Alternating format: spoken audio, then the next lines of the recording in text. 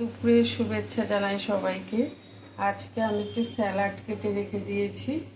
এই দেখো, এটা হচ্ছে বিট, টমেটো, পেঁয়াজ, কাঁচা লঙ্কা, এই আর এখানে গাজরটা এখনো সাজানো হয়নি, গাজরটা একটু সাজাবো। গাজর আর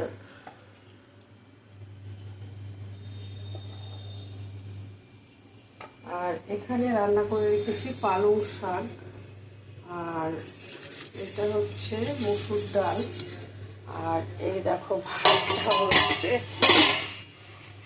আর মাছ এখনো হয়নি, মাছটা রান্না করব। এই হচ্ছে আজকে আমার দুপুরবেলার মেনু। তাই কেমন লাগলো স্যালাডটা কাটা সবাই জানিও। Thank you.